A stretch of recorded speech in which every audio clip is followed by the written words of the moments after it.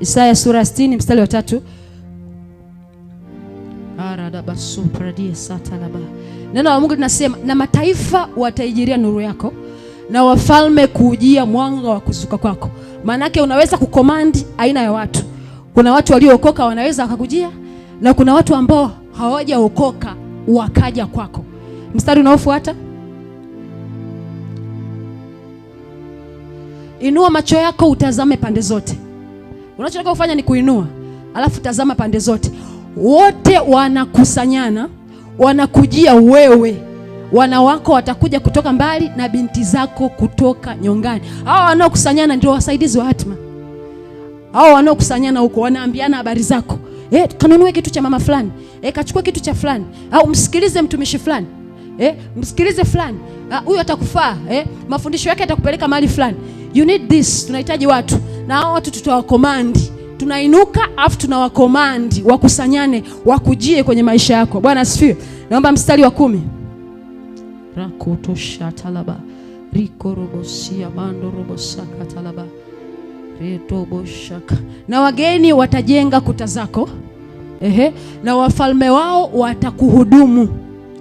Maana katika ghadhabu yangu nalikupiga, lakini katika upendeleo wangu nimekurehemu. Wageni watakapokuja watakuwa kukuhudumia.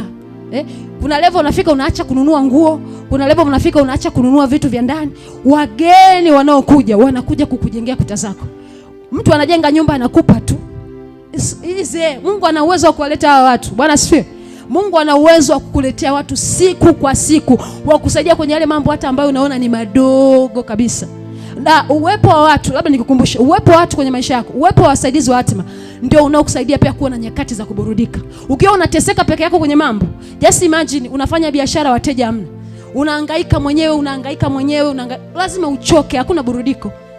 Umekaa una struggle kupata aina fulani ya watu. Una struggle kupata mke au kupata mume, mahusiano yanakuwa ni challenge, lazima kuna namna unateseka, hakuna kuburudika. Lakini Mungu akukuletea mtu wa kukusaidia, lazima kuwepo na nyakati za kuburudisha. Yes. Kwa hiyo Bwana akauthibitisha ufalme mikononi mwake. Yehoshafati akaletewa zawadi na Yuda wote. Basi akawa na mali na heshima tele. Maana yake kuna watu wakija kwenye maisha yako watakujengea heshima automatically. Kuna watu wakianza kukusikiliza kwa kile ambacho umekibeba, automatically unaheshimiwa. Alafu sio wanakuja mikono mitupu tu. They are coming na vitu. Wanakuja na vitu mkono. Mtu aje na bunda za hela, ajiseme nimejisikia kukupa. Mtu aje na nguo nyingi, aseme nimejisikia kukupa. Mtu aje na hati ya kiwanja, nimejisikia kukupa. Hivi vitu vinaleta heshima. Biblia yenyewe inamdefine mtu mwenye vitu kama ni mtu mwenye heshima. Lakini Biblia inasema hivi, utukufu wa mfalme ni watu walionao. Hao watu wanafanyaje kwa mfalme? Si wanamsaidia? So mfalme anapata heshima na utukufu walionao kwa sababu ya watu kwenye maisha yake wanaomsaidia.